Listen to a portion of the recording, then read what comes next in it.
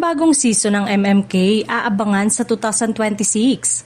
Muling paiiyakin, patatawanin at pagbibigay inspirasyon ang maalaala mo kaya sa pagbabalik nito sa 2026 bilang longest running drama anthology sa Asia. Patuloy na pinapatunayan ng MMK na walang kupas ang kwentong hango sa totoong buhay na tumatagos sa puso ng bawat Pilipino. Matapos ang matagumpay na pagbabalik nito kamakailan, mas lalong tumaas ang pananabik ng mga manonood para sa susunod na season. Inaasahang maghahatid ang bagong yugto ng mas makabagong storytelling, mas daring na tema at mga kwentong sumasalamin sa kasalukuyang karanasan ng Pilipino mula sa pamilya, pag-ibig, sakripisyo hanggang sa tagumpay at pagbangon. Mananatili pa rin ang diwa ng MMK na nagbibigay boses sa mga ordinaryong tao na may pambihirang kwento sa tulong ng mahuhusay na artista at direktor.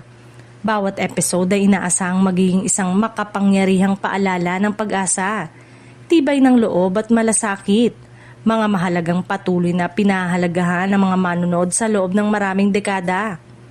Hindi rin mawawala ang posibilidad ng mga bigating artista at bagong muka na magbibigay buhay sa mga kwento. Ito ang isa sa mga dahilan kung bakit patuloy na sinusubaybayan ng MMK. Dahil bukod sa makabuluhang istorya, nagsisilbi rin itong entablado ng mahuhusay na pagganap na tumatatak sa kasaysayan ng telebisyon. Sa 2026, muling magsisilbing tahanan ng mga alaala ang maalala mo kaya. Isang patunay na kahit magbago ang panahon, mananatiling mahalaga ang mga kwentong totoo, makatao at puno ng damdamin, mga kwentong Pilipino na kailanman ay hindi malilimutan.